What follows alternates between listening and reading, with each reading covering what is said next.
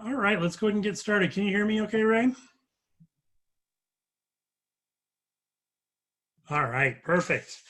Well, welcome to week 2 of our page layout tools course. Today we're going to be covering one of the most powerful tools that you're going to be using in InDesign, and actually it's also in Illustrator as well and several other applications. So going to be one that's going to be used a lot in future courses and in your career. And that's what's called style sheets or text styles. We're going to go over the principles of design first, though, which are also something that's going to come up over and over and over again. Then we're going to talk about those style sheets. And we're going to talk about our work for this week, the discussion and the assignment and the assessment. Before I jump into that, though, let me go into the class and just go over a couple of announcements. First of all, the biggest one is that I got all the grading for everything that had been turned in yesterday afternoon, done yesterday afternoon. So any of you that had your grades, your work in by then, you can go in, you can see the grade in the grade book. And what you want to do is you want to click the grade itself. That will take you where you can see my general comments, and then make sure to also click the link that says show rubric. Now, if you missed any points on anything, I'll make sure to spell out specifically what it was that caused you to miss those points in the rubric. And like I said last week, you are more than welcome to revise your submission and resubmit it. And I'll be grading again this coming Monday, and I will regrade everything then and adjust scores as necessary. So if you lost any points, they don't need to be lost for good. Just go in and revise that and resubmit it. You can get that back. Also, if there any reason you were not able to get your work in last week, do remember that you definitely still can submit. There's a small deduction for it being late, but it's relatively small. Well worth still getting in and getting the rest of those points.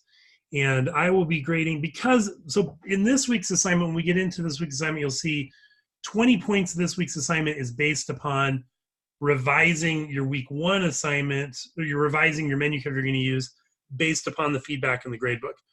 So because of that, normally I do the grading just on Mondays, but this week on Thursday, I'm going to go in, I'm going to regrade any late submissions that were submitted after I finish the grading, so that those of you who get them in late this week will still have that feedback in time in order to do your week 2 assignment. Okay. The other thing I just wanted to point out is that I've posted our learning coaches schedule for week 2 in our announcements. So Christy's going to be available on Thursday from noon to 5 this week. And then, of course, we're going to be doing our multi-session on Thursday from 10 to noon. And then you've got all the other multi-sessions available as well. So plenty of places to get some one-on-one help if you need that this week. All right. Any questions about any of that?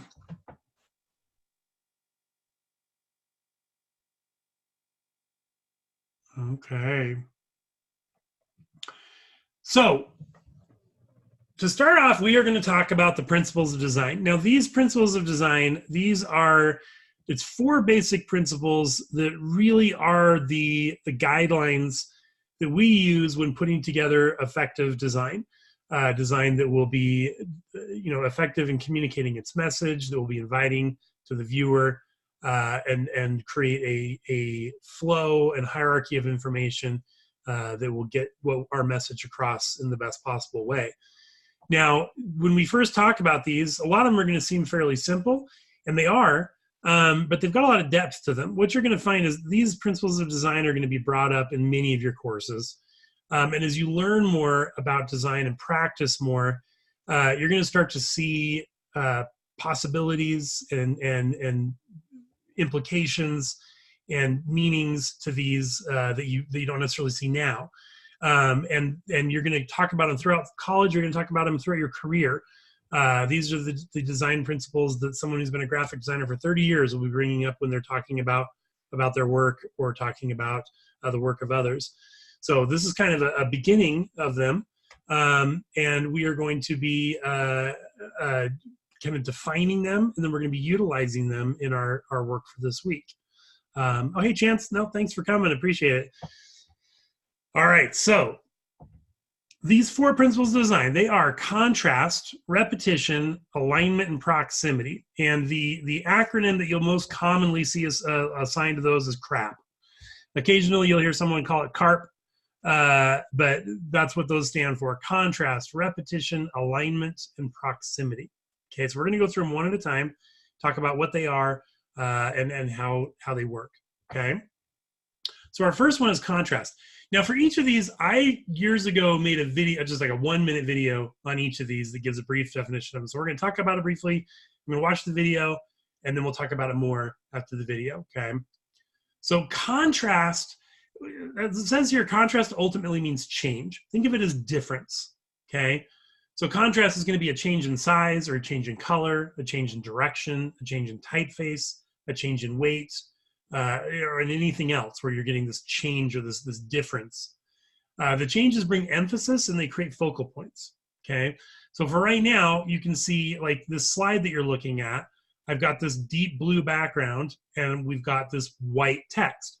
So that white text is a strong contrast to that deep blue background because it's so different, right? The color is so different. The brightness is so different. Now, there's another contrast that's more subtle, but the size of my heading is the same font, but it's just a little bit bigger than my text down here. It's big enough, it's enough of a change to say that this is contrast, but right now it's not a strong contrast, right? It's a noticeable contrast. There's a noticeable difference between the size in my heading here and the size of my text.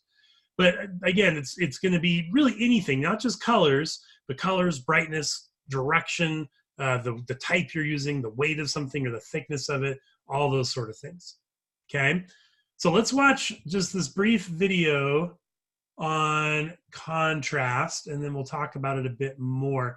Now, this is the first time I'm sharing audio since I updated my operating system. So please tell me if you get in the chat and just tell me if you don't hear the audio for this video once I start it. But otherwise, here we go.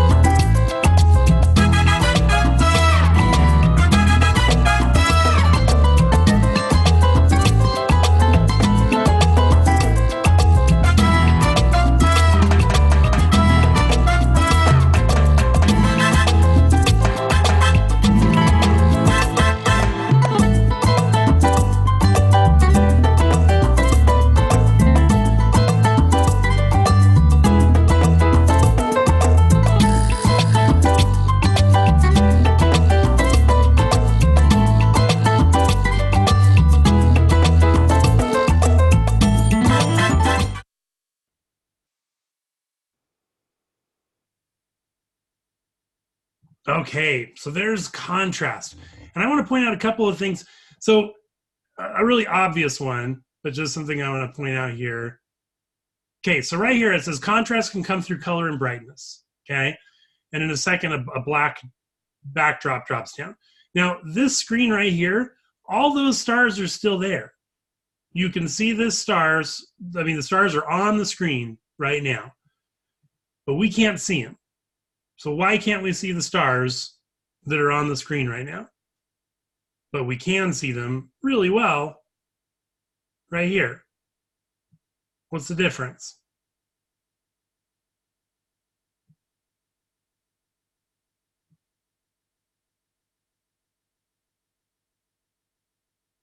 Anyone?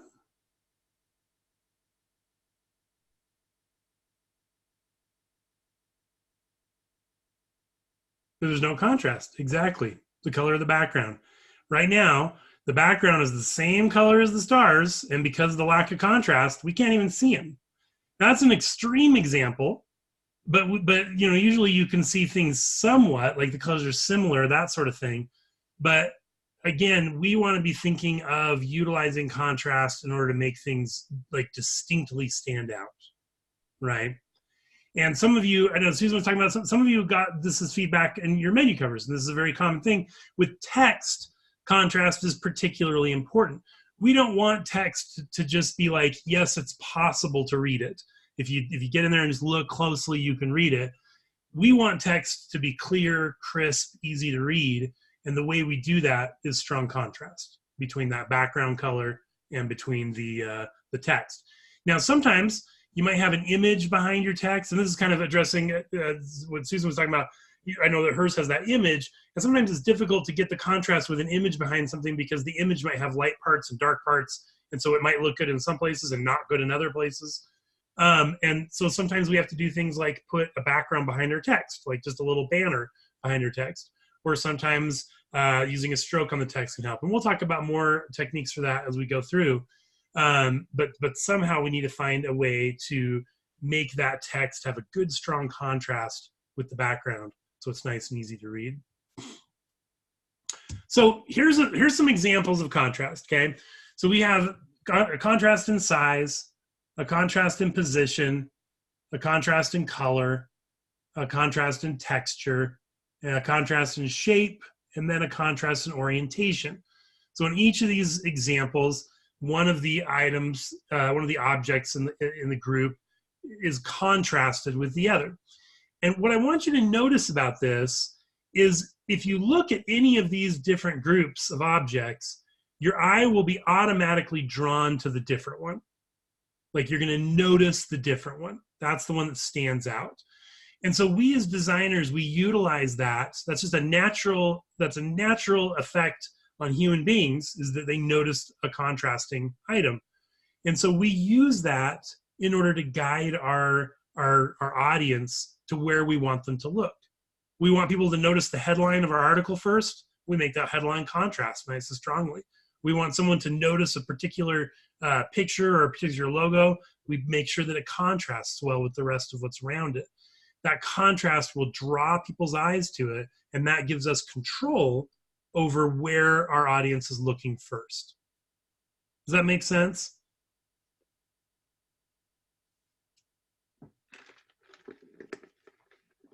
All right. Okay. So, and I want to use this kind of points out how sometimes contrast isn't as simple as just different colors, okay? So here's some text on a background.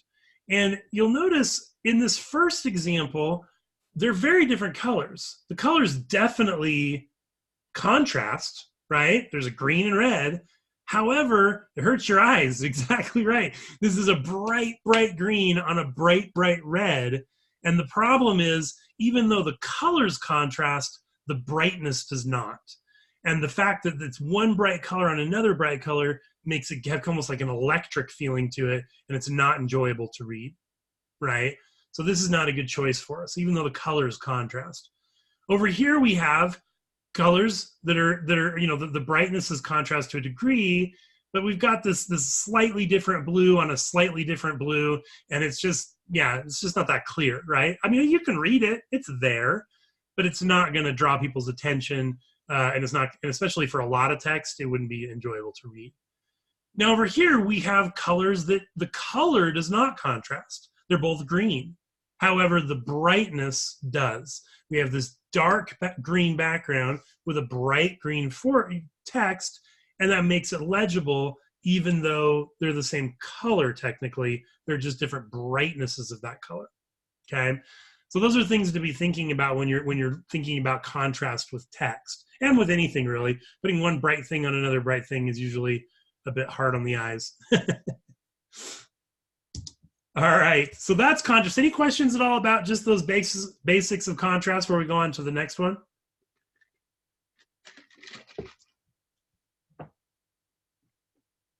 All right. So our next one is repetition, okay? Now repetition, it's funny because outside of the design world, a lot of times if you hear the word repetitive or repetition, like it has a negative connotation to it, right? Almost like boring, right? But when used correctly in design, repetition is actually one of the most important things for your design. As it says, repetition represents consistency within the design. We repeat the elements so the design is cohesive, and we have typeface, size, leading, color. They're consistently used in order to create a visual unity and harmony within a design. So if you look at my screen here, you'll notice that all the menus have the same font, right? That's repetition. You notice that when I hover on one of these, it gets a little bit bold. There's some contrast. However, it's the same contrast on every one of them. That repetition gives me a sense of order and helps me to understand what things are and how they work, right? I see that these are all the same because they all look the same, okay? So, but one thing I want to point out, well, actually, let's watch the video, and then I'll tell you what I was going to tell you about that. So here's the next video on repetition.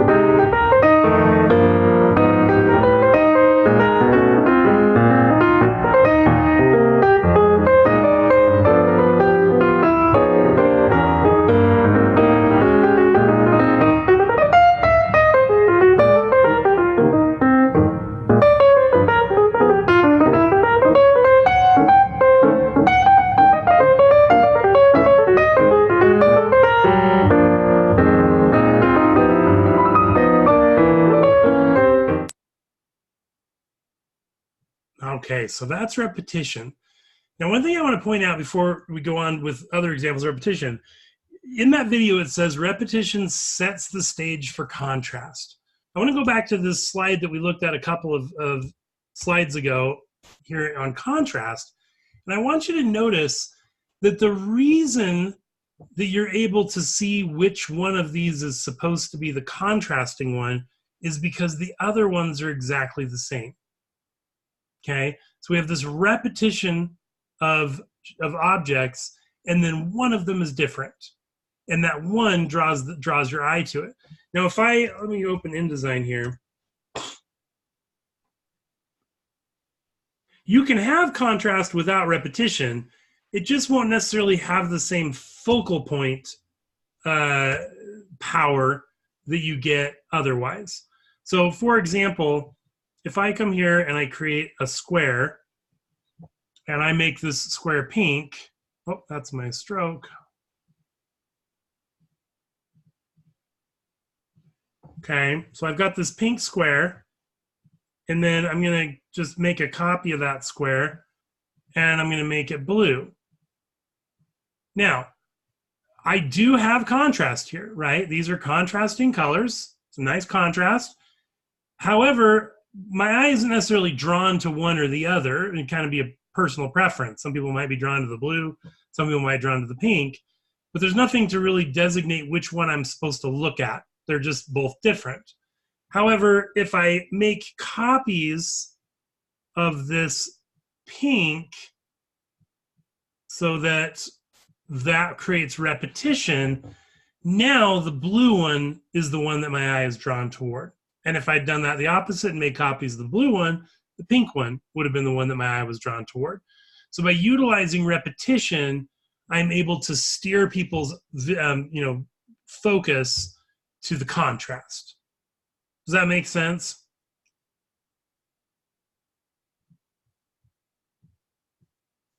All right. And the other thing that repetition does that's really important, like I said down here, is it allows us to be able to tell what is what, okay? Now, here's an example of a magazine article that's there's a lot going on with this article, right? This is a lot of different elements that needed to be designed to put into it. But they've used repetition to help to try to make it clear what is what and to guide people through the article. One thing they've done, you've got two different, you've got a spread here and then you've got a separate page. Well, they want it to be clear that these are part of the same article. And they've utilized these shapes, parallelograms, and you can see you have the same sort of parallelogram motif one over here, which ties them together. Lets us know, okay, these go together. Same with, even though this has a dark background and a white text, where this is white background and dark text, the fonts are the same.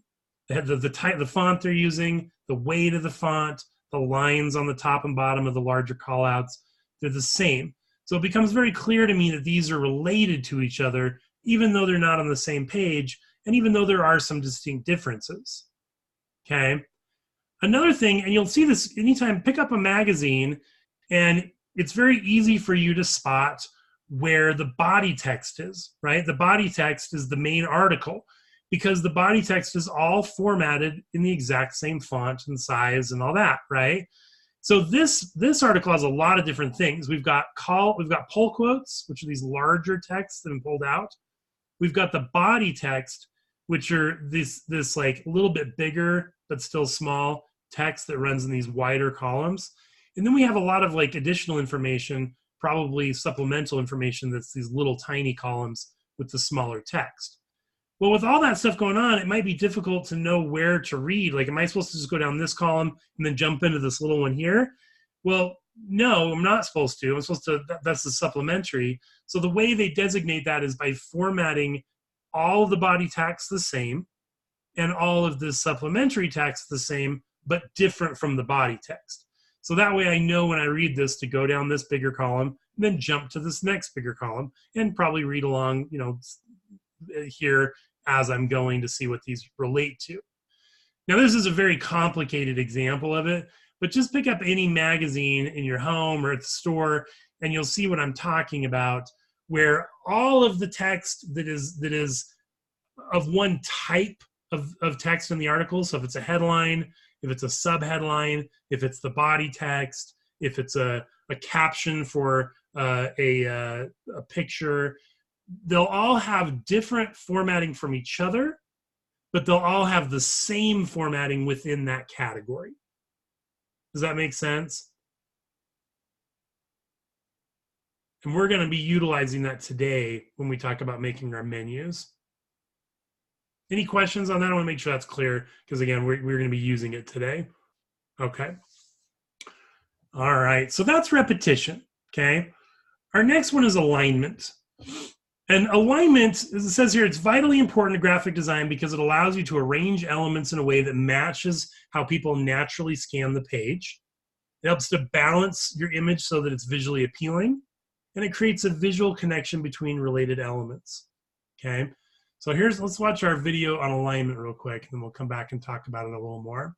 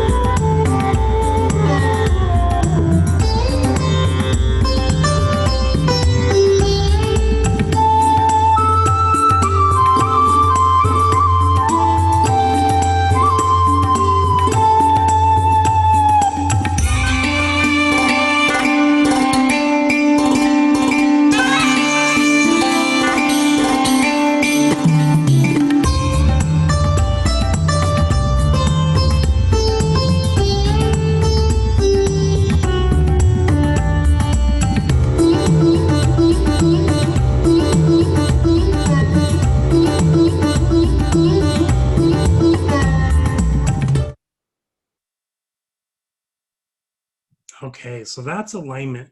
Now, alignment, you know, we've got some obvious alignment things that we've dealt with when we're working with Word and stuff, like left aligning our text and stuff like that. But then there's some more advanced alignment things that you're going to learn as you go through. One of the things I wanted to point attention to in this video is this. You know, for example, there are certain things that they've done studies, and they know that people's attention is automatically drawn to. One of those things is an eye. So if you have a photo of a person or a dog or something in your design, people are going to tend to look at the eye of that in that photo, which means that if you align something with the eye, like I've done with the text here, that means they're going to look at the eye, and then they'll tend to just naturally move in a line to whatever happens to be aligned with it. And again, this is just a technique we can use to guide people through our design in the way that we want them to move through it, bring their attention to things in a specific order that we would like them to have that brought, right? So, and with alignment, it's not just with text. A lot of this is, a lot of times we're talking about alignment, we're talking about text, but there's also alignment. You want to be thinking about alignment with all the elements on your page. So for example, if I come here and I create a text frame like so and pop some text in here, okay, and then I also have an image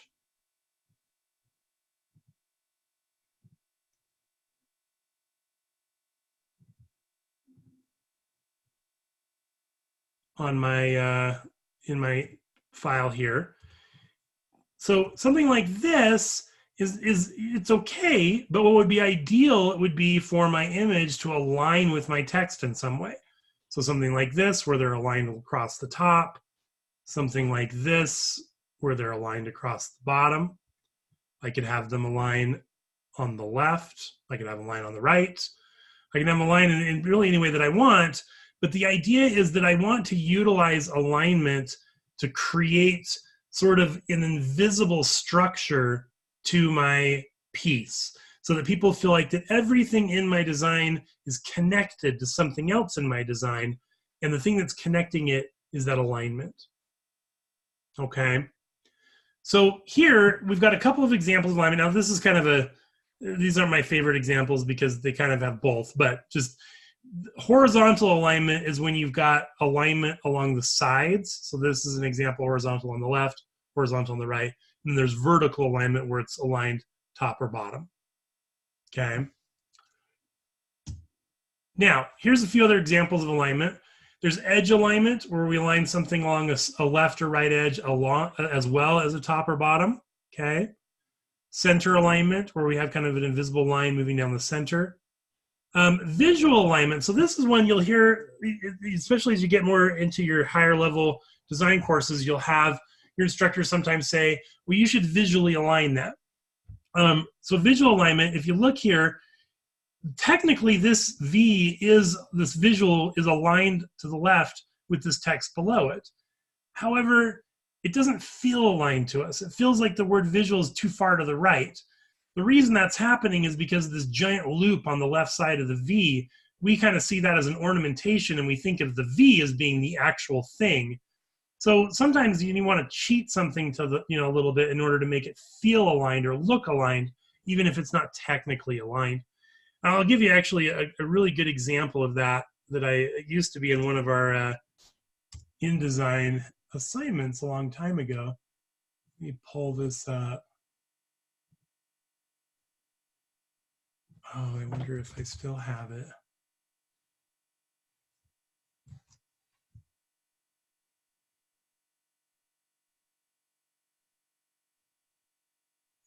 Hang on.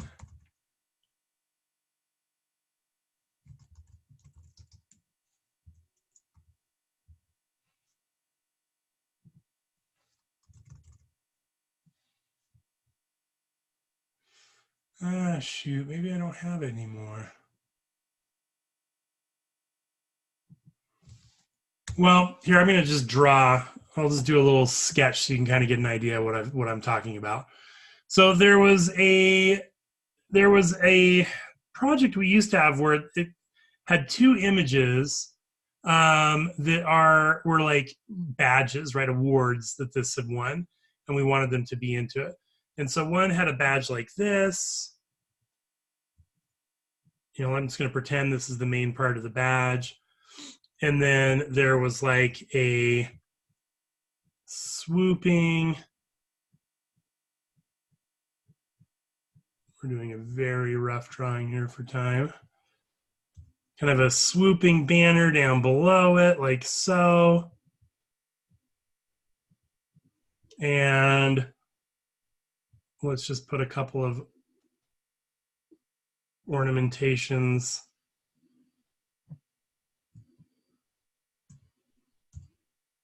up here.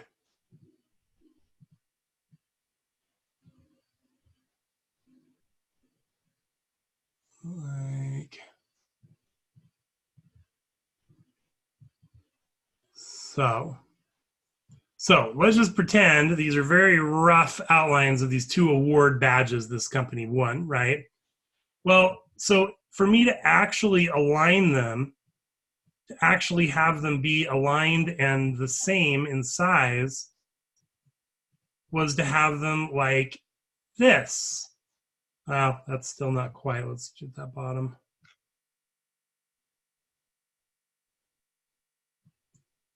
Have them like this, okay? But the reality is that, like, it doesn't really look aligned to us because they both have this big shape in the middle that looks the same. So the reality is, in order to make this look visually aligned, what I want to do is align that middle shape, because this ornamentation stuff around the outside doesn't feel as important to us as that middle shape does, since they're the same. So that's another example of visual alignment, where sometimes you're just like, okay, I know I have it technically aligned, but it doesn't feel right. And in those cases, go with your gut, go with your feeling, and align it, cheat it a little bit in order to look aligned or feel aligned, rather than going with a technical alignment. Does that make sense?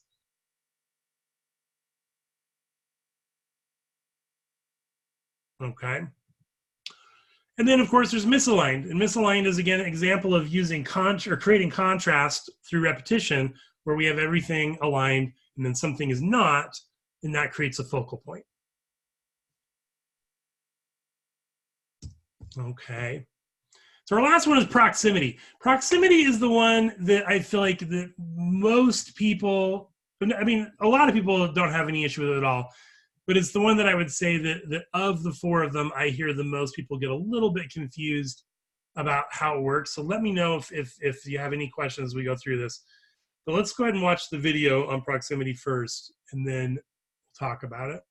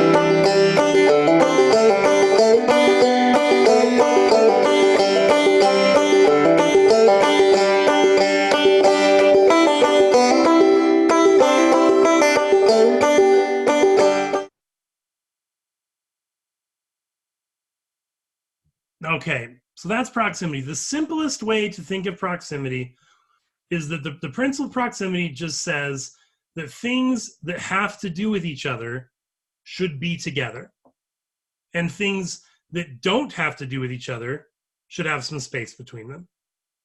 Okay, and how we organize those things can completely change the message we're giving. Because, like I said in one of the previous videos, people crave patterns, they crave organization, and when we look at things, we tend to automatically jump to conclusions by like spotting certain patterns. We decide, oh, this is about that, or this is related to that, by looking for those patterns. So this first part of the video, I wanted to show that I have all these shapes and colors, different color, different shapes, and if I put them like this and show this to someone, then they're immediate, like the thing that's the most important here feels like it's the shapes. Okay, so we're looking at shapes. Oh, there's circles, squares, there's triangles, there's stars. This has to do with shapes. That's what seems to be the grouping, right? However, if I just shift their position, now when you look at this, you feel like, oh, this has to do with colors. There's blue, there's red, there's yellow, green, there's purple. So it's the exact same elements on the screen. Nothing was taken away or added to it. However, the way that I organized them made one aspect of it more important than the other. It either made people think about shapes first, or it made people think about colors first. So we're using that proximity to help tell people what things go together and what is most important. What is this about? Okay. And also proximity is extremely important in making sure people understand what they're supposed to do, or how, what our intent is. So this I designed to be purposefully vague. I've got 2 circles, and then in the middle underneath them it says color this blue, color this red. Well, color what blue and color what red? I mean, I could guess, I could think, well, maybe since color this blue is first, I should color the first circle blue, but it's not clear. However, if I just put those right underneath the circles, then now it's very clear, very obvious what one I'm supposed to color red and what one I'm supposed to color blue, okay? So keeping things physically close together that have to do with each other helps to create a clearer message, and putting a little space between things that don't have anything to do with each other also creates a little clearer message, okay? So if we go back to the slideshow here, we've got 2 business cards here, and it'd be easy to argue that this business card on the left is just fine, right? We've got some contrast, shows graphics is bigger, that stands out. We've got repetition, the font is the same throughout it. We've got alignment, that's all great. And what we're missing though is proximity. It's not as clear what things, how this is organized, what is where, right?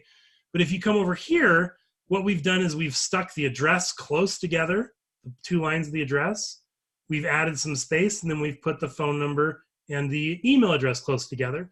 So now when we look at this, just at a glance, I can very easily discern, first of all, the first thing I'm going to look at is the name of the company, because that's contrast and it's right at the top, shows graphics, great. Move down, oh, so this is their address. Move down, oh, this is their contact information. Okay, so by grouping things together that are related, I've created relationships, and I've also made it easy to find what people are looking for, which is, we're going to see, is really important when it has to do with menus. Okay. Now, well, first of all, any questions about proximity before we go on?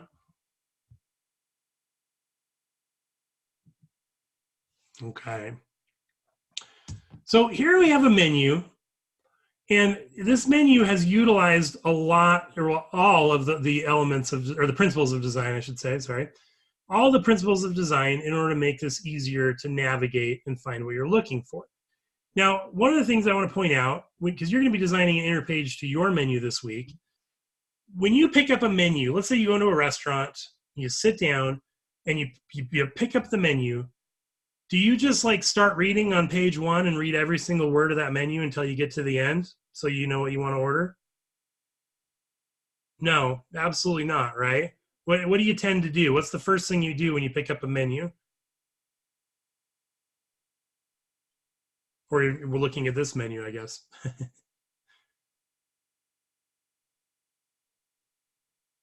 Most people tend to scan, right? We tend to, exactly, we're looking at the headers.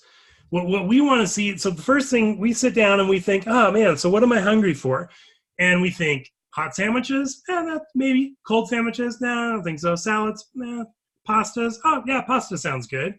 Once we've decided on a category that we want, then we start reading through the items that are in that category, right? And then drinks, yeah.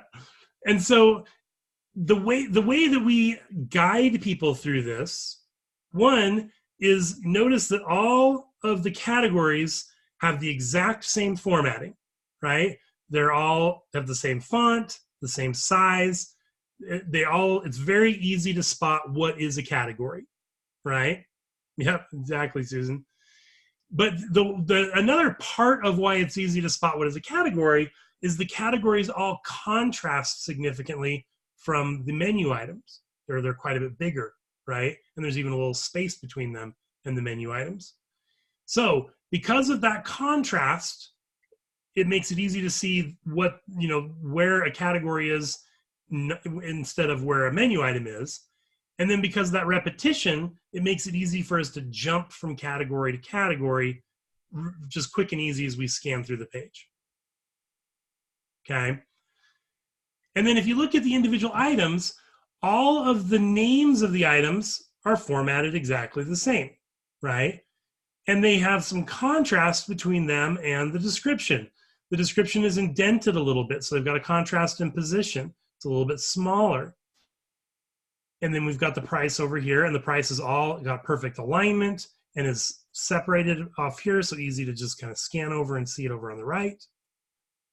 So we're utilizing alignment to make these nice and clear. We're utilizing contrast in order to make clear what one thing is versus another thing. We're using repetition to make it easy to see, again, where all the item names are, where all the categories are, where all the descriptions are. They're all the same. Yeah.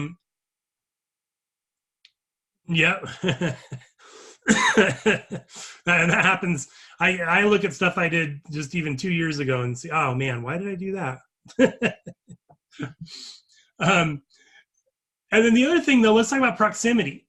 So all the salads are together, right? Here's my salads. And then there's a little bit of space. They've even put a line between it. Here's all my pastas. Here's all my sandwiches. Here's all my cold sandwiches. So they've grouped them together and put some space between them and the other categories. Then if you look at the individual categories, each one of the items is all grouped together nice and tight, and then there's a little space between it and the next category, or the next item, I should say. So they're using this proximity to help us to see what is the full item before you move on to the next one. Okay. Now, there's one thing on this menu that is very clear that they wanted everyone to notice it. No matter what you were ordering, no matter what you decided to eat, there's one thing on this that is a focal point that pulls your eye and is different from everything else. Exactly, Susan. Add. We've got this add French fries, fruit salad, cucumber salad. So that's something that applies to all of them, right? That deal applies no matter what you're ordering. And it makes the restaurant more money, so they want you to do it. So what they've done is they've given it a significant contrast from anything else on the page to make sure that no matter what people are looking at, their eyes are going to get drawn to that at some point, and they're going to read it and understand that that's something they can do if they want to. Right? So that's an example of how you can use those principles of design in order to create something that not only looks nice, but is functional, right? It's easy to navigate, and it communicates the message that they want to communicate in an effective way. Okay. So those are the principles of design. Any questions at all on the principles of design?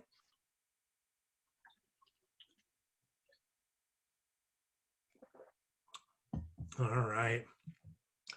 Now I want to show you one very common mistake with proximity, and you'll see it when we do when we're doing our menu example with style sheets. I'll show you too. But so I'm going to come here and I'm going to pretend that this is an article.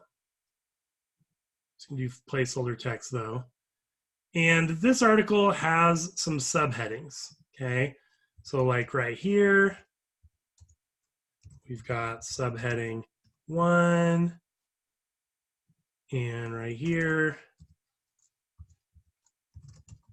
we've got subheading 2. Okay, and let's go ahead and contrast this so it's clear that they are subheadings.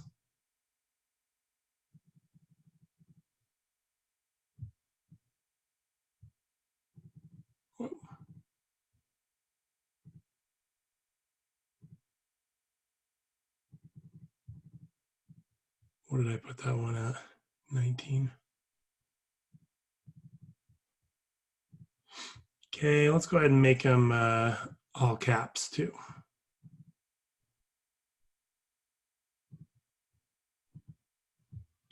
Okay, we'll put in some extra space between it and its paragraphs.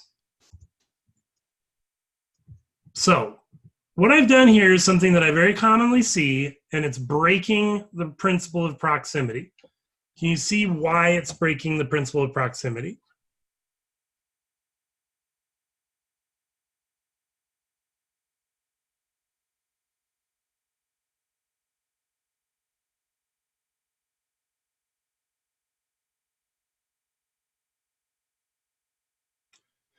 I'll give you a clue. What do the subheadings, what is the subheading related to? Is the subheading related to the paragraph below it, or is it related to the paragraph above it? Below it, right? But which one is it closest to? Exactly. It's closer than the text to the text before it than it is to the text after it. So am I going to have no idea how to read this? Of course not. I mean, I'll be able to read it. It's just fine. But it's going to feel wrong to me. It's going to feel like that it just doesn't feel right because that subheading is a part of that text below it, but it's far away from it, and it's really close to the text that it doesn't have anything to do with, right? Now I could do this. That's not as bad. Now they're the same, and the fact that we're reading down makes it, usable. But this would be better, right? Having it closer to the text that it relates to. And I could still add a little spacer if I wanted, but I would ideally have a little more space above it than I do below it, or at the very least exactly the same. But ideally a little more than above it than below. That makes sense? Okay. So while we're in here, let's really quickly talk about the rest of the paragraph panel and the character panel. We talked a little bit about them last week, but I want you to understand what else is there and how to utilize those. This text at the top would be an opening paragraph. So in reality, I would have a title up here, like a title to the article. Yeah. Okay. So let's talk about formatting our text. Now, all of these things you can do if you've selected text. Whoops. If you've selected text, you can just go over here into the properties panel, and you've got your character panel here, and you've got your paragraph panel there. These three dots show more or less of each of those panels. Okay. And they're all there in the properties panel. However, since we're going to be dealing with it so much right now during this example, I'm going to actually bring out the actual panels themselves. I'm going to go down here into Window and go to Type in Tables and bring out the paragraph panel. And then I'm going to do the same and bring out my character panel. I'm just going to stick them together and just let them float here. But again, you can get to all this here. You can also get to it up here in the control panel. Okay. So let's talk about the character panel first. Last time, we talked about the font's type, whether it's bold or italic, the size, and then we talked about leading and tracking and kerning. There are 4 options underneath here, and the only reason I'm going to show them to you is because I want you to know to avoid them. These 4 down here are ones that you almost never want to use. If anything, they accidentally get used, and they distort text. Now, they're there because there are some specific circumstances where you might want to utilize them, but they're very specific, and you would need to really understand why you were doing it because they distort your text, like I said. This first one is a vertical stretching or squishing. So you see if I put it 200%, you can see how it's just stretched my text here. Okay? We never want to distort our text. We want to stick with our original font, so we don't want to do that. This is also a horizontal stretching. Okay? So these numbers should be at 100% unless you have a very specific reason not to. This one right here is what's called a baseline shift. And the baseline, like we talked about last week, that's the invisible line that our text is sitting on. Okay? So our text is sitting on this invisible line, kind of like if it was written on lined paper. I'm just undoing to get my text back to the right size. So as if it was like sitting on invisible paper, right? And generally, we want our baselines to stay right where they are because we want smooth lines moving across. But again, in very specific situations, if we want to shift something off the baseline, this raises things off the baseline, so that's lifted up, or lowers things below the baseline. Okay. And then to the right of that, the last one in my character panel this is basically a false italic. it's skewing the text. Again, any good text font is going to have an italic version, and that's actually been designed to be the right right structure to look good in italics. But in a pinch, we can utilize this to just skew the text a little bit and give ourselves a fake italics. Okay. So again, nothing really that we're going to be using, especially for this class, but I just wanted you to know they're there. That's the rest of the character panel. So again, it's a chance to ask, why would we want to move the text in ways like below or above the text line?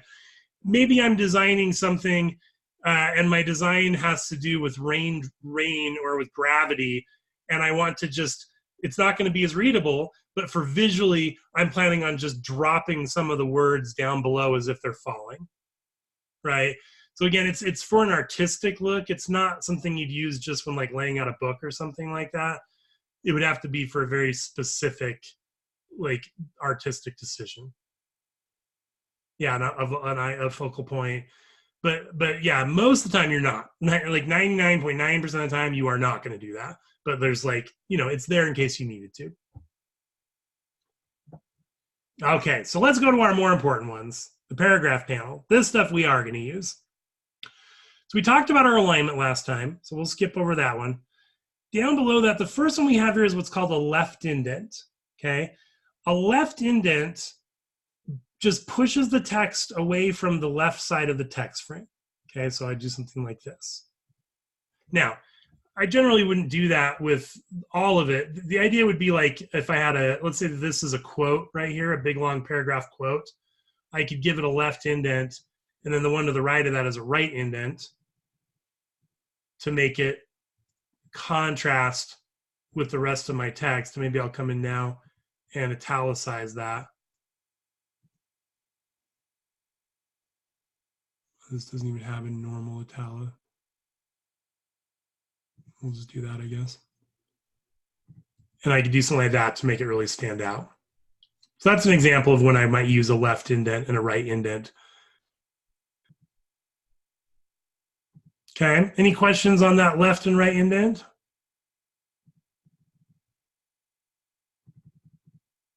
All right. The next one is a first line indent. Now, this is something that people tend to cheat on. They don't know they're cheating. It's something that everyone it's a holdover from typewriters is what it is. It's something that we all, people learned back in the typewriter day, and it's just carried on. And that is, if they want a first line indent, they hit tab. Okay. Now, there's a few reasons why that's not a good idea. One reason is it's too big. That's a huge, most of the time, a tab is a 1/2 inch by default, and most of the time that's too big. We don't want one that big, so we don't have as much control. That's what most people do, Chance. Yeah, I'm going to teach you the right way now, though. The other thing, though, is that the computer considers that tab a character, okay? So it's basically just as I hit an A or a bracket, right? It doesn't see it as any different. It's a character. So what that means is that it can be replaced. So first of all, I have to do it manually on every single paragraph. Secondly, a lot of times you lay things out using placeholder text like this, and then the author gives you the real text and you just drop it in there. Well, since the tabs are characters, once you drop that real text in there, they're all going to disappear. You're going to have to go put them all back again. Also, as you're going to learn a little bit later today, we're going to learn how to save styles. Styles are saved formatting. I can save it, say I always want a first line indent for any of my body text, but I can't say I always want a tab. The tabs will just go away. Okay. So it's just a less effective way to do it. The way you want to do it is this one right here, first line indent. It's in the paragraph panel. If I increase that, you can see that every single paragraph gets a first line indent, and I can control how big that first line indent is. And it's a part of the formatting now, so it won't go away if I replace the text. Yeah, much, much easier. Now, over on the right of that is a last line indent. I have honestly never used this in a real sense, so take that for what it is. But it just keeps the last line of the paragraph from getting too close to the right side. It basically forces it to drop down before it gets there. Okay. Any questions on the first line indent?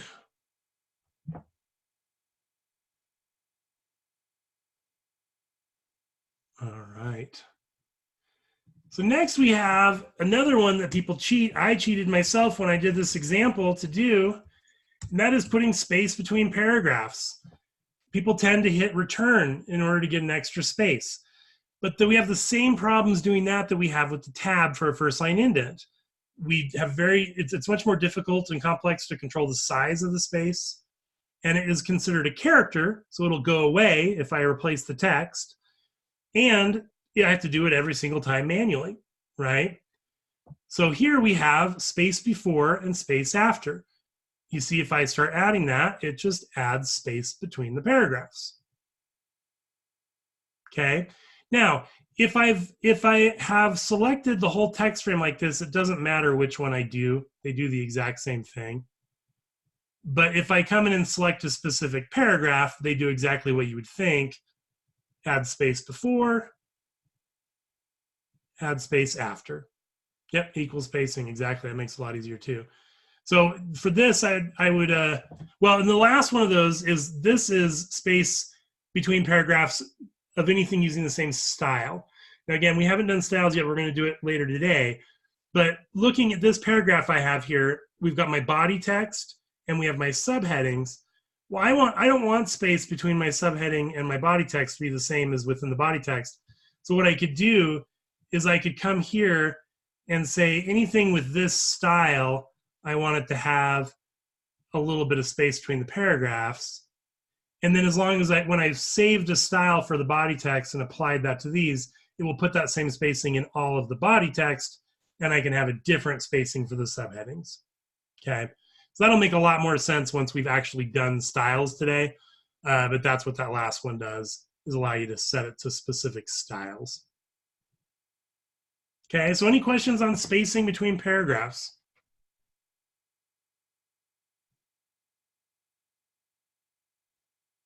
Okay. This one here, a lot of people really have fun with, because it's something we've all seen, but a lot of people don't know how to do it. I'm going to actually get rid of that tiny word at the beginning and start it with this longer word so you can see it better. This is called a drop cap.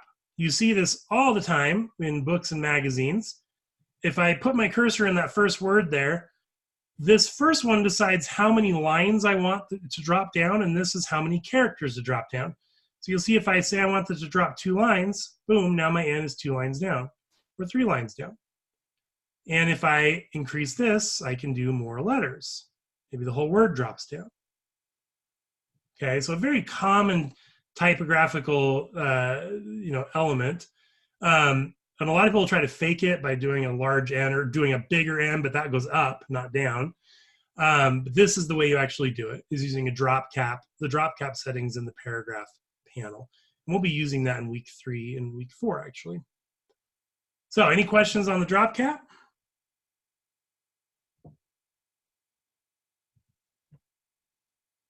Okay. Yeah, it's a cool one. Down here is shading and border. These ones you'll very rarely use because you'll do it manually, and we'll be doing that in week 3. Shading puts something behind the paragraphs. Border puts a stroke around it. Very simple. This controls the shape, the color, and the line and stuff. But this one over here, hyphenate. So I want you to notice that some of these words are getting hyphenated. That is because this is checked. Now, whether you allow hyphens or not, a lot of companies you do work for will specifically say we don't allow hyphens in our style guide. Others will say we do allow hyphens in our style guide. If it's something you're just doing yourself, you can kind of decide on your own whether you want hyphens or not. But all you need to do is uncheck this, and it won't let hyphens be there, or check it, and it will.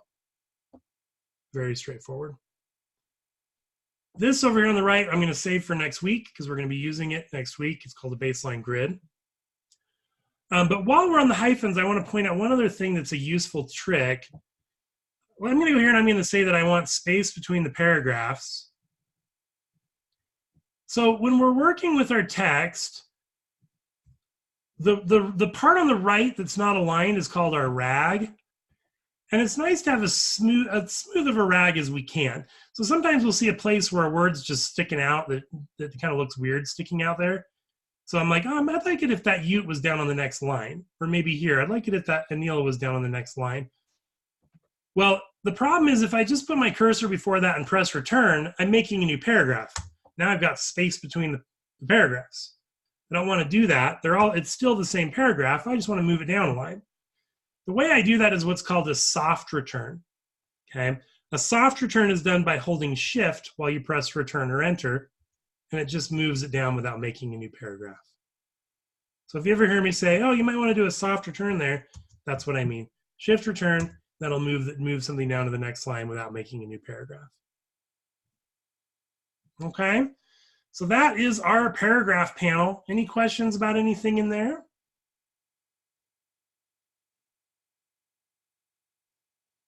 All right. Well, then let's go ahead and take a 10-minute break. And when we come back, we're going to talk about styles, text styles, and then we'll talk about our work for this week. Okay. I'm going to go ahead and just set a timer here. We'll do it for 10 minutes. And I will see you guys in 10.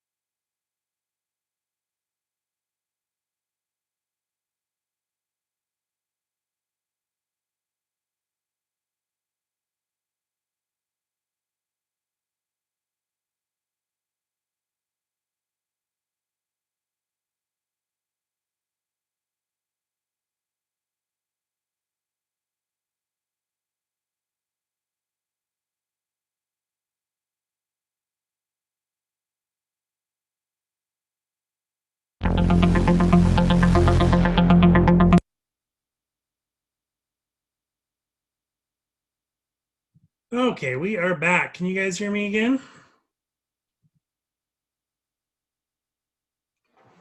All right. Let's talk about styles here. I am going to get rid of the space between paragraphs on this for now. And I'm going to put this back to our regular. Oh, I should point out in the character panel over here in the properties panel, you also have all caps, small caps, which is like all caps, but it just makes the lowercase letters the size of lowercase letters. Superscript, which is the type of thing you would do if you were doing like a footnote. So that makes it small and higher, like so.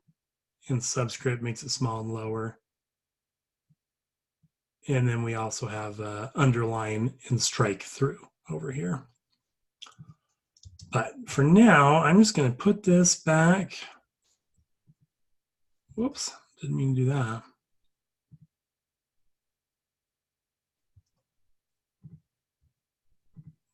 To the original formatting. So we can talk about styles. Okay, so here I have, whoops, this paragraph here, or this group of text here, I should say. And let's just make this a bit narrower. And I'll get rid of the text at the end so that it doesn't go out of the text frame.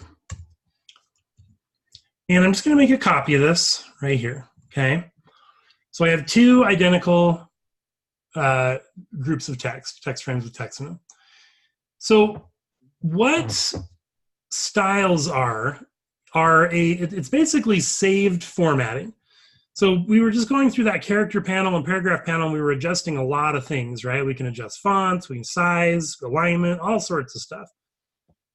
Styles allow us to save that formatting so that we can apply it really, really easily to other places where we want it to be formatted the same. So let me give you an example. I'm going to come here. I'm just going to select all this text. And let's say I decide that I want my body text to be I own old style. Let's say I want it to be 11 points in size. Let's say I want it to be justified. So get that clean line on the left and the right. And let's say for my body text, I want some space after the paragraph. So I'm going to go down here and add in, well, let's actually do this. Let's actually just apply it to the whole thing for now.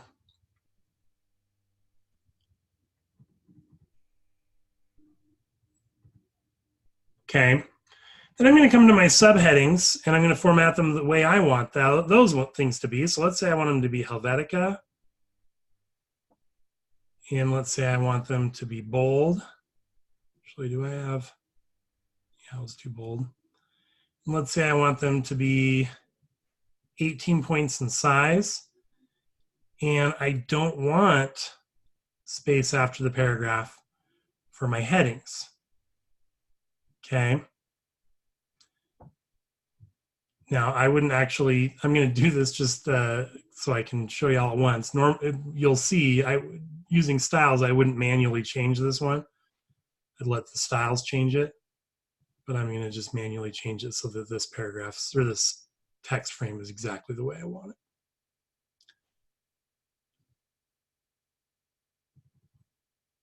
Okay, and actually, let's go ahead and make these all caps. Okay, so over here, I have formatted my body text the way I want my body text formatted, and I've formatted my subheadings the way I want my subheadings formatted. Now, when I'm on my text, over in my property panels, I can see a text style section. It's got paragraph styles and character styles. Now, in the beginning, it can be easy to confuse paragraph styles from paragraph. Like when I say go to the character panel or the paragraph panel, it can easily to confuse that to the paragraph styles panel or character styles panel. The way to remember it is the character panel and the paragraph panel are where you are actually setting the formatting. And then if you add styles to the end of those words, that's where we're saving groups of formats, okay? However, I don't really like, this section doesn't have as much functionality, in my opinion, as having the full panels out. So I have my paragraph styles here and my character styles here, and that's what I'm going to be working from. And you can bring those out by going to Window and Styles, and then there's paragraph styles here and character styles there. Okay, so I'm going to work from there. So what I'm going to do is I'm going to just put my text in this first paragraph. Okay, and I'm going to go to my character styles, or sorry, my paragraph styles panel. And you can see there's already a style here called basic paragraph. That style is the style that is over here. It's what InDesign automatically just does when you start typing. And you notice how there's a little plus sign at the end of basic paragraph. If I come over here, then oh, there's the plus sign there too. Let's get rid of that. Okay, so here there's no plus sign. That means nothing has been changed. This is formatted exactly as the basic paragraph format. Over here, this is saying you changed something. That's what the plus sign means. So if I come here and I can just click this little thing there that says create a new style. If I do that, it makes a new style with no name, and then I have to double click it in order to come in and name it. An easier way to do that is rather than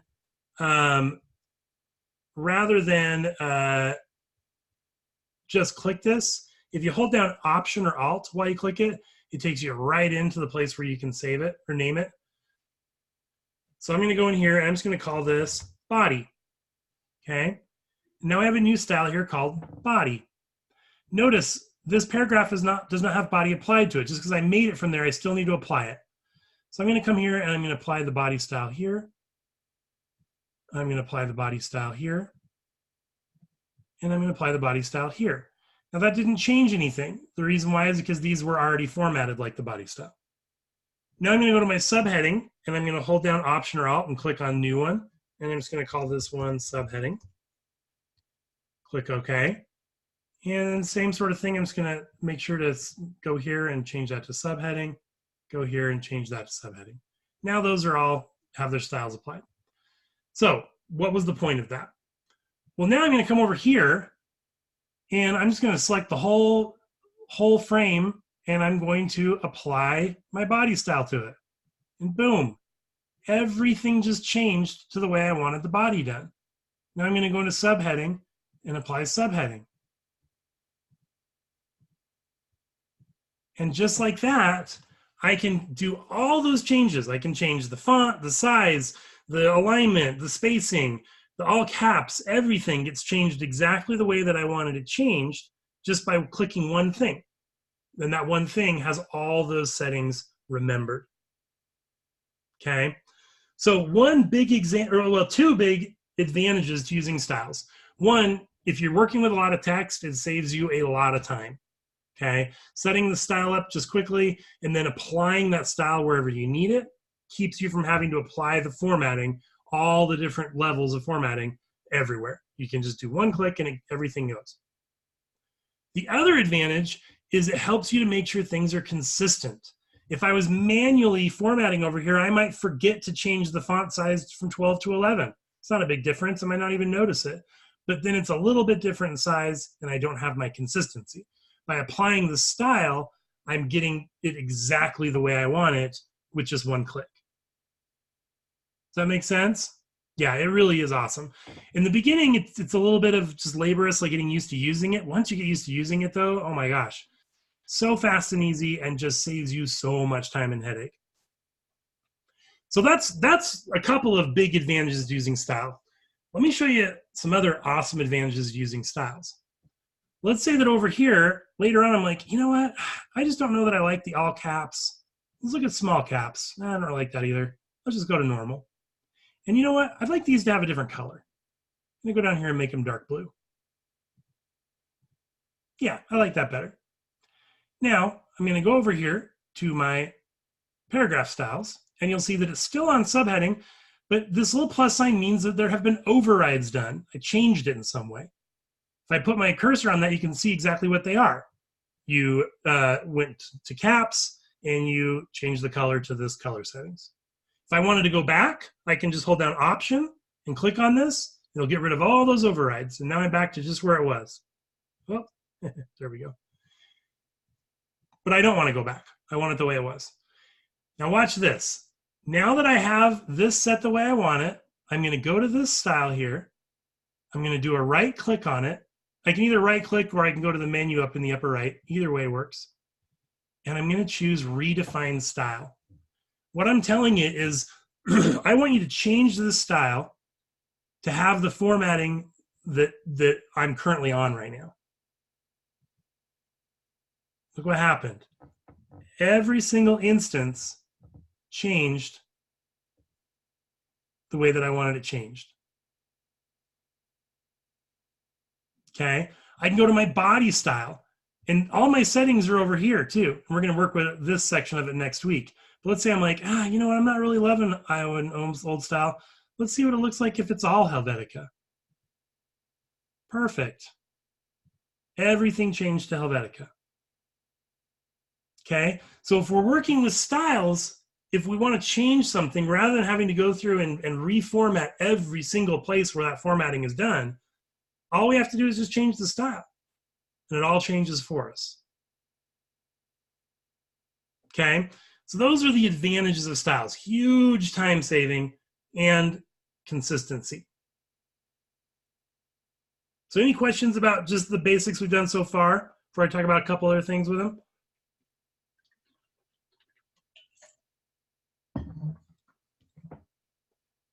Yeah, definitely. I'm going to go back to Iowa and old school, or Iowa and old style on this one.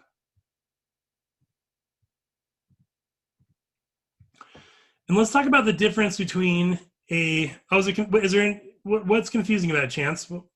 What can I clarify?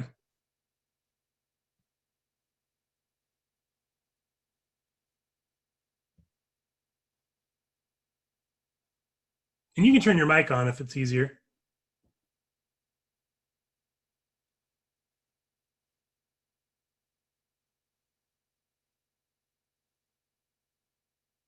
It is a lot to remember. And that's what, in the beginning, there's going to be hiccups. I'm not going to lie to you. You're going to be, how do I do that again?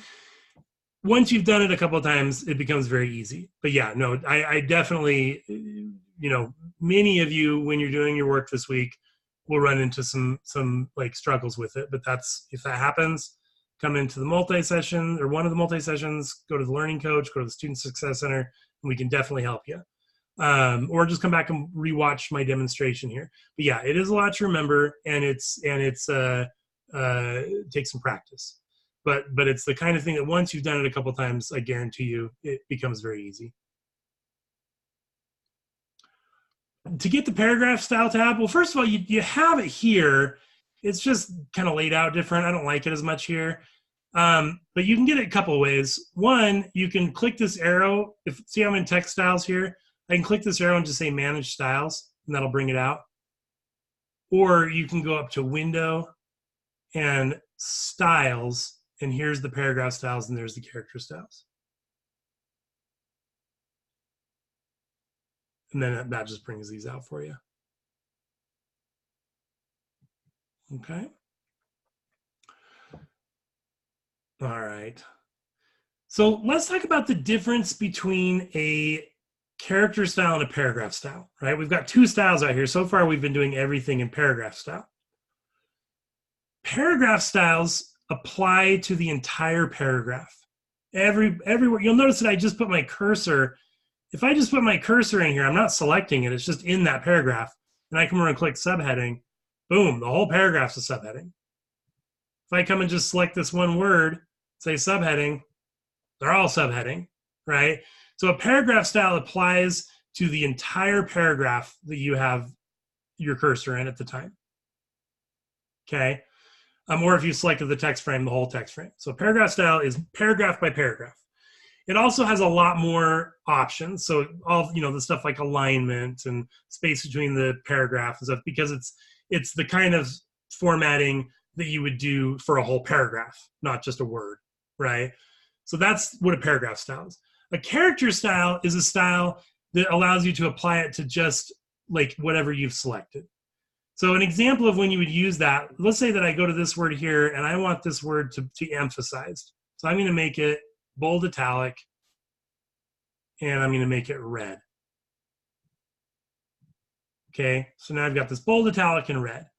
So if I were to save this as a paragraph style, then it would do that to the whole paragraph, and I don't want that. So I go to the character styles. And otherwise, that works exactly the same. So I just come here, hold down Option or Alt while I click a new one. And again, the only reason I'm holding Option or Alt is so it goes right to this page where I can name it. If you just click it, it makes a new one, but it just is character style 1 instead of letting you name it. So I'm going to call this one emphasis. And click OK. And I'm going to say apply the style to the selection, so it's already applied to that word for me. Now that I have an emphasis character style, I can go to anywhere where I want an emphasis and just choose that style, and it makes it bold, italic, and makes it red. Does that make sense? Everyone clear on the difference between a paragraph style and a character style?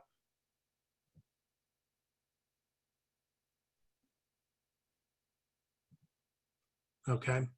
So most of the time you're using paragraph styles, honestly, because you're usually going to be doing, usually going to be formatting the whole paragraph. A character style is going to be used when there's like a part of the paragraph you want different. Okay. So let's look at this in relationship to our assignment for this week. I'm going to come here. Well, I'm going to make a new document actually so that it's not pulling everything that I already did. So I'm just going to make a text frame here, and I'm just going to do a couple of things from a menu. So let's say we've got soups. That's my category. And under soups, I have a tomato soup. And let's say that my tomato soup, I'm going to hit tab, and I'm going to tell you why I'm going to hit tab in a minute. We're going to talk about something else. So my tomato soup is $8. Let's say rich and creamy, sure to warm you up on a rainy day. Then I've got a French onion soup. Let me hit tab again. Let's say the French onion is $9. And I'll say savory and filling. This one is straight from the finest restaurants in Paris. And then my last soup that I have is a chicken noodle soup. And let's say that that is, we'll do $8 again. And we'll say made in-house from our chef's grandmother's cherished recipe. Okay, so I've got my soup. So I'm going to come here, I'm just going to do one salad, so I have two categories. So salads, and we'll say that we have a Caesar salad. Hit tab and say that that is $8, and say our chef's house-made dressing is a close held secret and the envy of all. All right. So here I've got some basic menu items, right? So the first thing I want to do, I want to think about categories of text. So one category I have are my like groups of food, right? My categories of food, soups and salads. So let's see how I want to format those. I'm going to come over here and I'm going to go to a font called Gotham Rounded. I'm going to make that bold. I'm going to make that blue. And I'm going to make that big. Again, I want some contrast so it draws attention to it. Okay. Add a tiny bit of space after the paragraph, but not a lot because I want more above it from the next section. And I'm going to add in space above the paragraph right now. It's not going to put space above here because there's nothing up above it, but it's going to make it a part of the formatting style so it'll remember to do that when I apply it to other ones. So I'm going to say I want an 1/8 of an inch there. So let's go here. Okay, so I've got 1.875 inches above spacing and a little bit down below. Okay, so there's my formatting for my categories. Now let's go to tomato soup and let's look at my actual food items. I'm going to go ahead and make this for consistency. I'm going to make this also have, or for repetition I should say, Gotham rounded.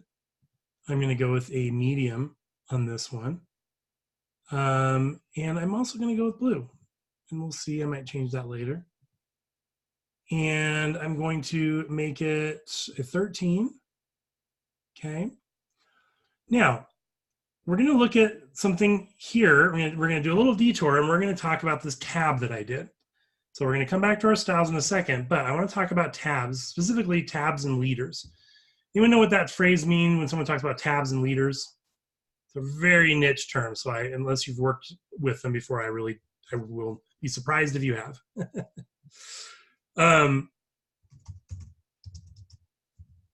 If you go into any magazine and look at the table of contents, or if you're looking at menus, you see this quite a bit. These dots that connect from the words to the page number are called leaders, okay? And they are done with a tab. That's why they're called tabs and leaders. So any question, everyone understand what they are before we go on and talk about how to do them?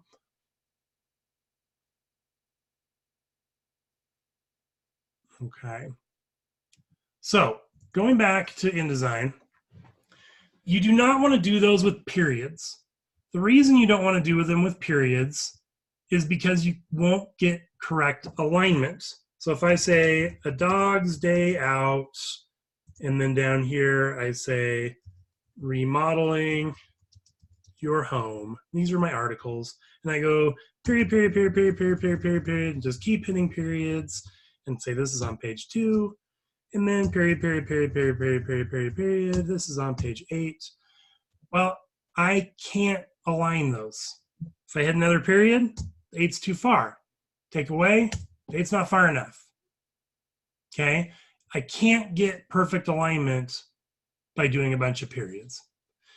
It's also, once you get used to doing what I'm going to show you, it's longer, so you wouldn't want to do it anyway. So what we're going to use what's called tabs and leaders to do this. Now, in order to understand how tabs and leaders work, we first need to understand what tabs are doing.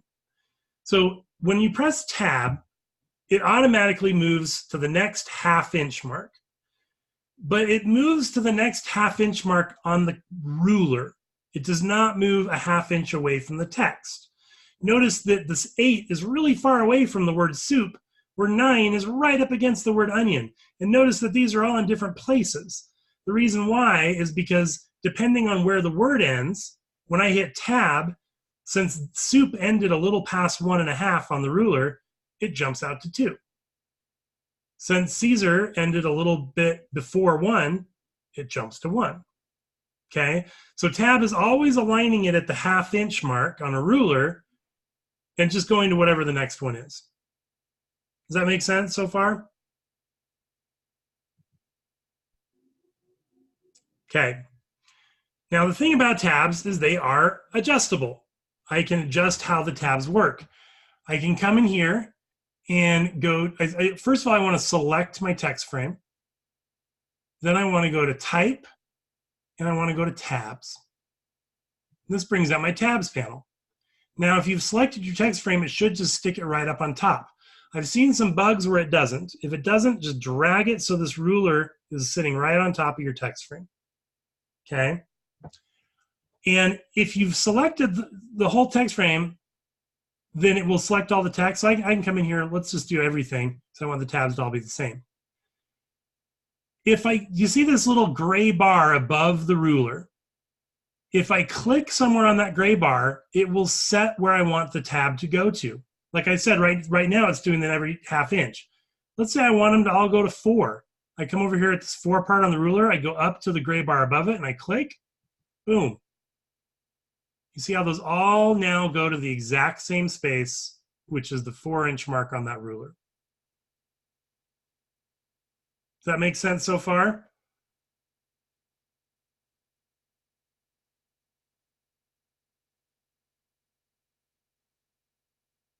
Okay, the last step here is the leader. It's just this box right here. Whatever I put there, it's going to fill in. If I put a period, there's periods. If I put the letter A, there's the letter A. Doesn't matter what I put. I'm going to do a period and then 2 spaces, so the periods are a little more spread out.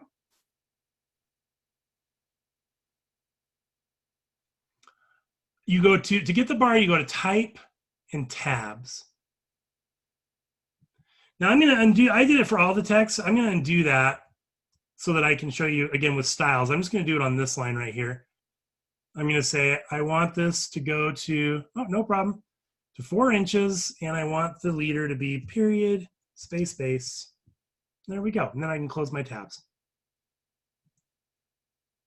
So I'm going to do one more thing here. I'm going to change my $8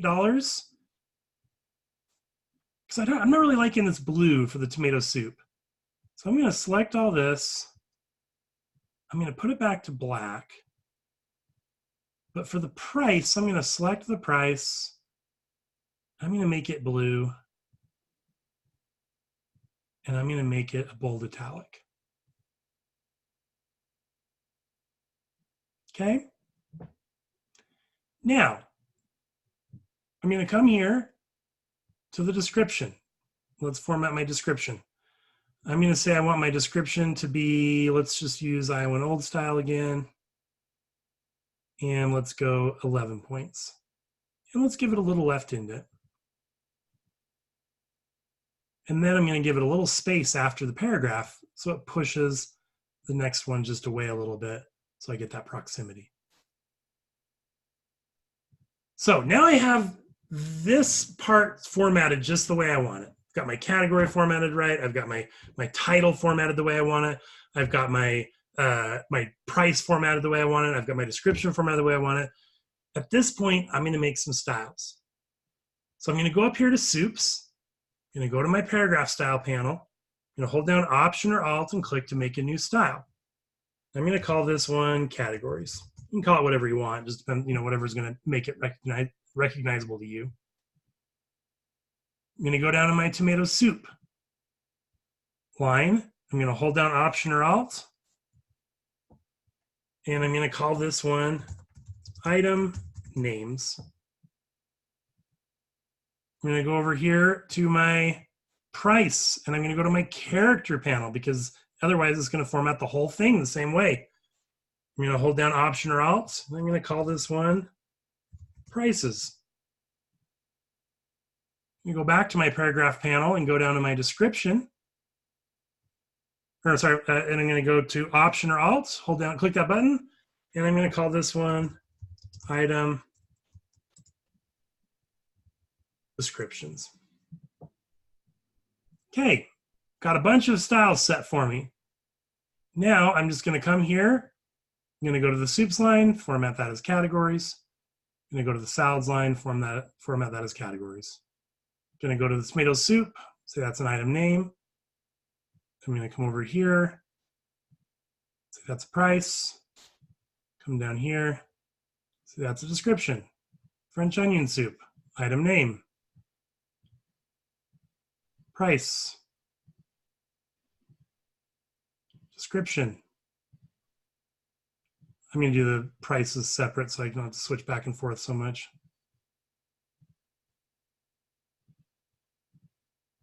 So you get an idea here of how much time I can save if I just take a little bit of time in the beginning to format my styles. By formatting those styles and saving them, I was able to go in and just format that whole section, and this is just a small section compared to a whole menu, just by clicking those buttons, right? And I also know that they're all formatted correctly. They all have the repetition, because I didn't make any mistakes by forgetting to change one of the formats that I needed to change. It had them all just with one click of the button.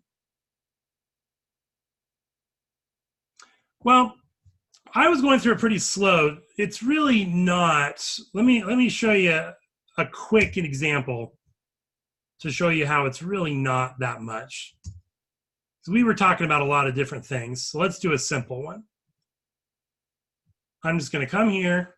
I'm going to say this is my title. This is a subheading. And then let's put in some body text down here. Okay.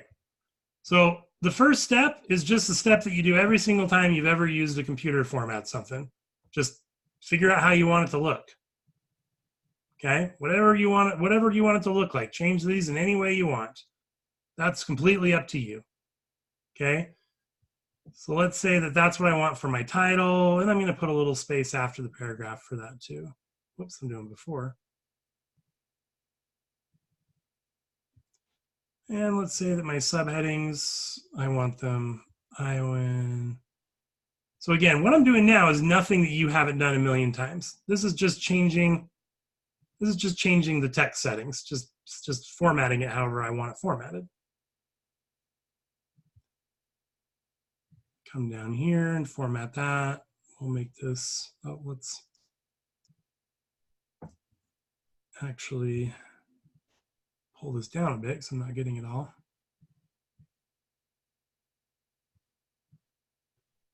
So let's format you as I went old school style 2, make you a little bit smaller, and let's add a little bit of space after the paragraphs for you guys. Okay, so that's the first step. Again, nothing you haven't done a million times. You're just formatting it. Once it's formatted, this is all you do. Put your cursor into one of them, come over here to paragraph style, hold down Option or Alt, and name it. You're done. Come over here, hold down Option or Alt, name it. You're done. Come down here, hold down Option or Alt, name it. And then the very last thing is just apply them. Put the cursor where it goes and click the style you want to use. So that's really all the steps. The thing you were seeing me do a lot of was just that initial formatting, changing the font, changing the size, changing the color. That stuff you can do however you want to do it. That's no different than any other way you've ever done it. Once you've done that, making the styles is just as simple as putting the cursor where you want it, making a new style and naming it, and then clicking the style you want to use for where you want to use it. That make sense?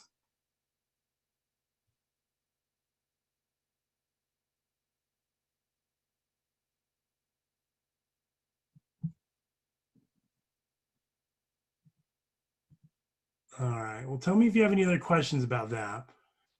What I want to do now, we're going to go and take a look at the work we're doing this week.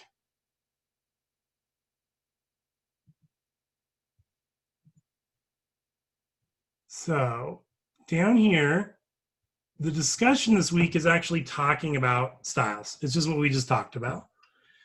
I'm going to skip over the background, but make sure to read that yourself. I'm going to go down to the prompt.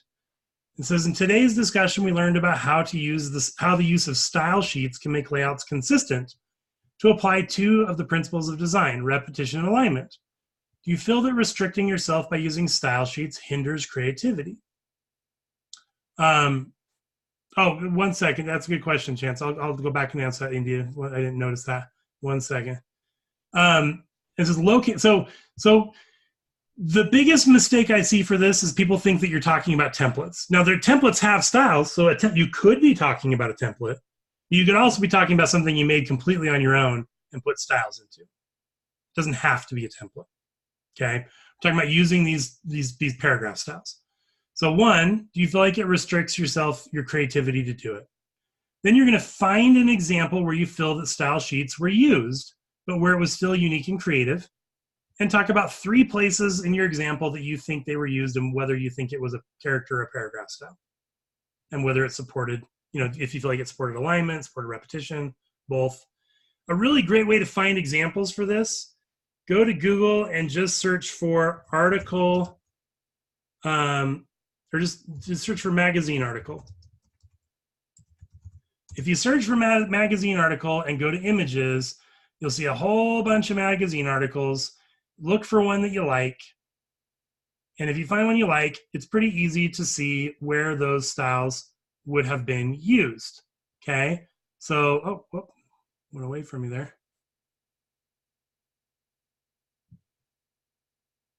So here, there would have been a style for the body, right? There would have been a bold style here for these subheadings. There would have been a list style for this. There would have been a title style and a subheading style. And I can tell you they would have used paragraph styles on these because they cover the whole paragraph.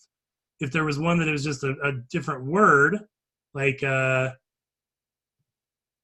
find an example of where they would have used character styles. Here, they would use the character style for part of this title because it's different than the rest of the title.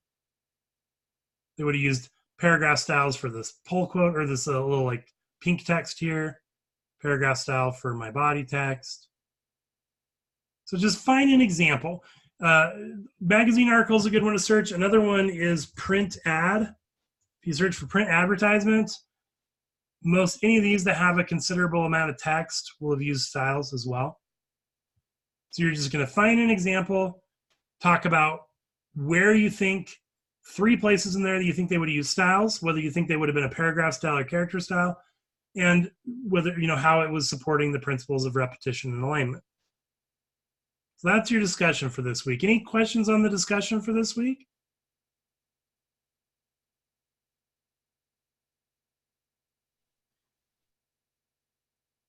Okay.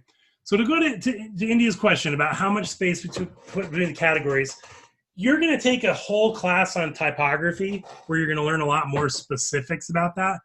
For now, I would just say go with what looks good for you, keeping in mind the principles of proximity. So use your spacing to try to bring things closer together to go together and add some space between things that don't go together. You don't usually want to use too much space or you'll run out of room, but you can kind of just play around with that for now. But you're going to get a lot more information on that in your typography class. Okay.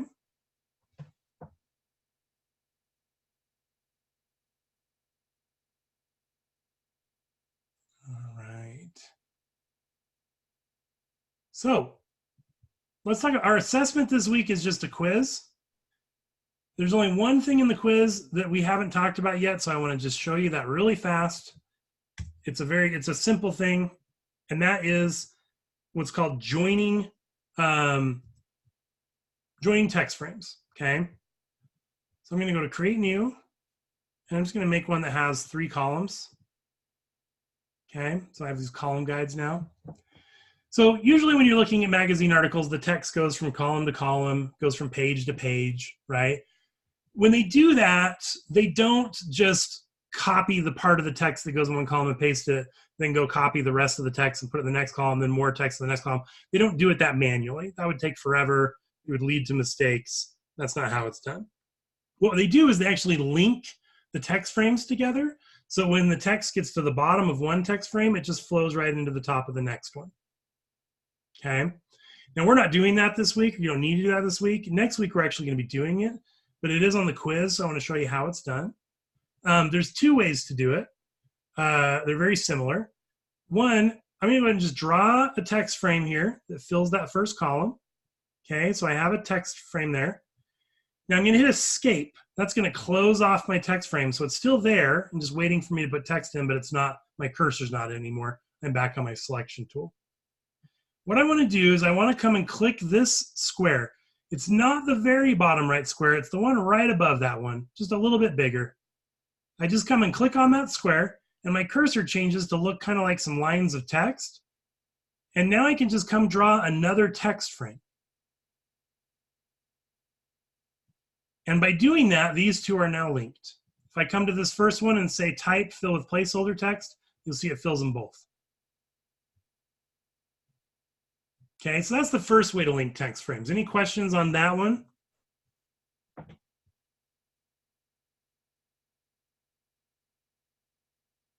All right.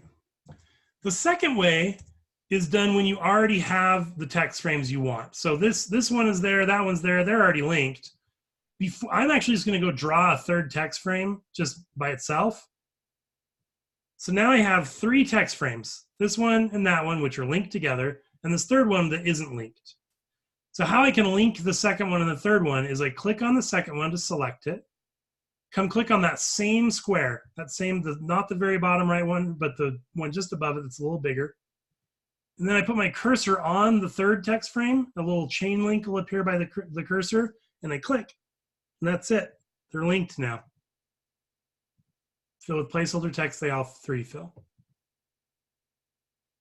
So we'll be practicing that in more detail next week. Again, it's not something you need to do for your assignment this week, but they just do ask about it on the quiz. So I wanted to make sure you guys had seen it before. Any questions on that at all?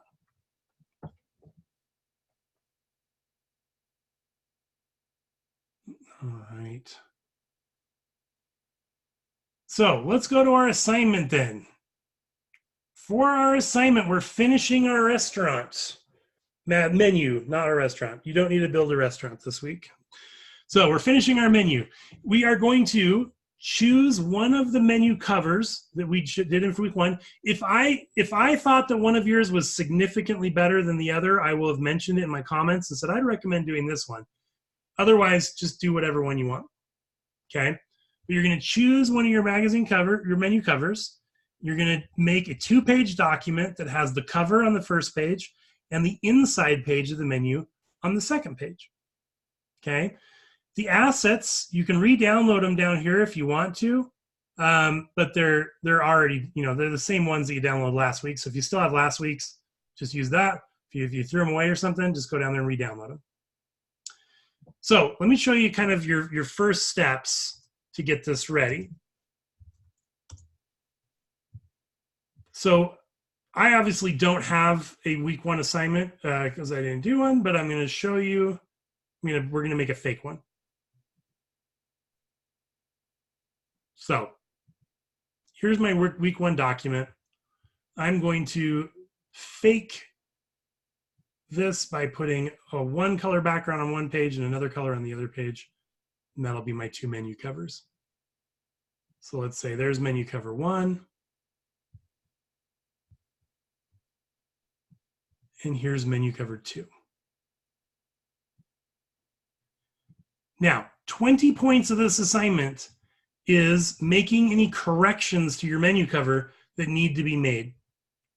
So the first thing, before you do anything, I would go into your week 1 assignment, read the feedback I gave you, and correct anything that needs to be corrected. Because then you could resubmit week 1 to get those points back, and you've got them already corrected for when you start week 2. Okay?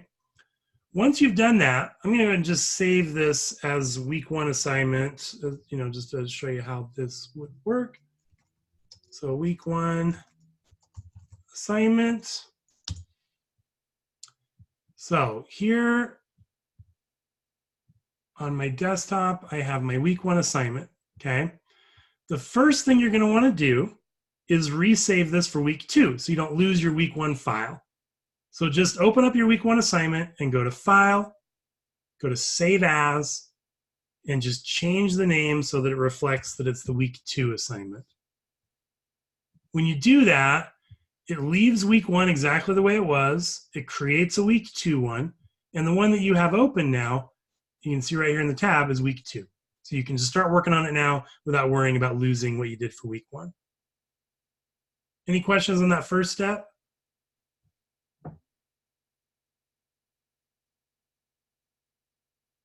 Okay.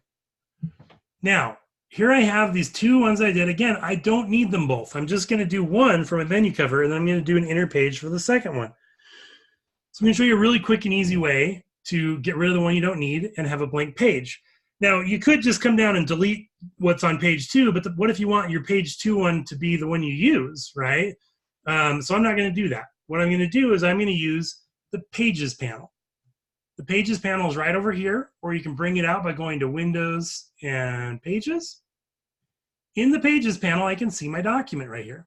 Here's page 1, here's page 2. Decide which one you want. Let's say I want to use page 2. I would click on page 1, choose the one you want to delete, click the one you want to get rid of, come down here and click this trash can, say okay, boom. Now I just have one page and it's the cover I wanted. But now I need a page to do my inner page on. So also in the Pages panel, I'm going to come down here and click New Page. And now I have a blank second page. So now I'm all ready to do my inner page. Any questions on that part?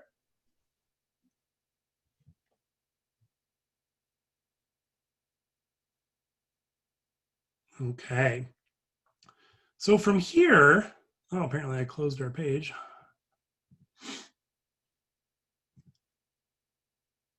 From here, you are going to lay out your inside page. And your inside page has a few requirements, but I'm going to lighten some of them a little bit, a couple of them. So there's the instructions. You can see it says to duplicate your week 1 menu cover file. Oh, come on. Duplicate your week 1 menu cover file. Rename it like I just did. Choose the strongest of the designs. Delete the page. That's when it says to do the revisions. Don't wait till then, because that way you don't have week 1 done. Do that first, in my opinion. Yes, you're choosing between the two you already did. Exactly. So then you are going to create a menu. Oh, geez, it's driving me crazy. Canvas needs to update their site to support El Capitan, apparently. We're going to copy and paste it here. Okay. Then you're going to create your menu layout. It needs to have all the text. Now, this I get asked a lot. Do we need to use all the text? Yes, you do. Another question I get asked a lot is, can I have the inside text be 2 or 3 pages? No, we need all of it to fit on one page. That's part of the design challenge for this week, is getting all your text and the photos to fit on one page and look good, still follow those principles, okay? So you need to use all the text provided. You need to use at least 2 photos. And again, just like for week 1, you can use the two of the photos that are provided in the download, or you can go find your own photos. Just make sure that you're getting them from a site like Pexels, where they'll be high resolution and not watermarked. But at least 2 photos. Now it says here you have to have paragraph styles and character styles. I'm going to amend that a little bit, because you don't always need character styles. You only need character styles if you have something that's different within the paragraph. So I'm going to say you need to have styles set up for the way you've done your text. That might be all paragraph styles. That might be paragraph styles and some character styles. Whatever that is fine, but you need to have made a style for all the text you're using, and you need to have applied those styles to the text. But whether you use both of them or not doesn't matter to me. Okay, any questions on that?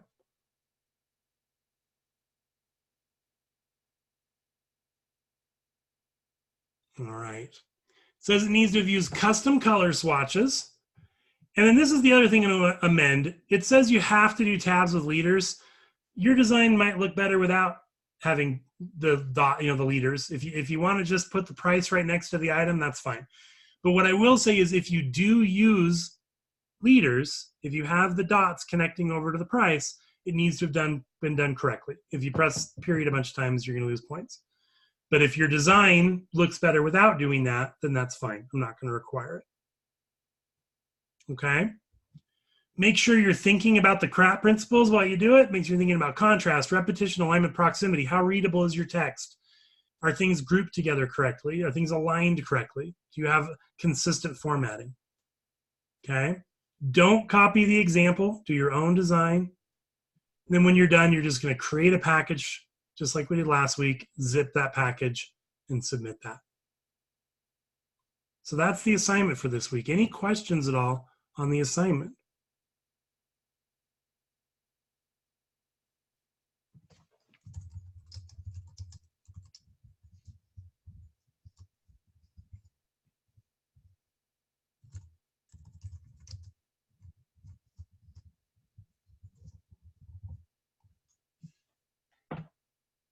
Yeah, it's some update that came out that's driving me insane. You might try if you're using Safari. You could. I haven't tried it. You can see if it does it still in Chrome. It never did this before. It just started doing it about a month ago. Actually, even less than that, like 3 weeks ago. So my guess is there will be an update to the site soon that fixes it, but it's definitely annoying.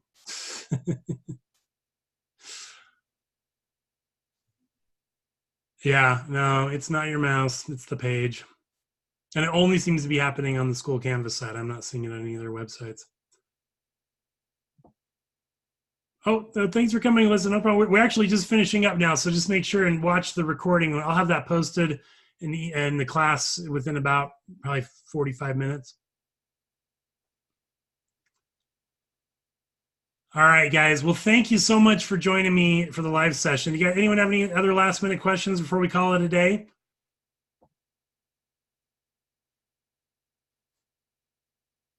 Oh, my pleasure. I definitely appreciate you guys being here.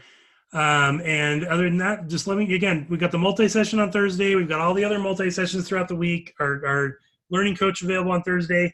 You know, I most of you will probably run into some questions using styles. That's totally fine. Just make sure and come and get some help if you do. And other than that, I'll be grading again on Monday, and I will look forward to seeing you guys next Tuesday. Okay, sounds good, Tanya. Thanks. You guys have a good rest of your week.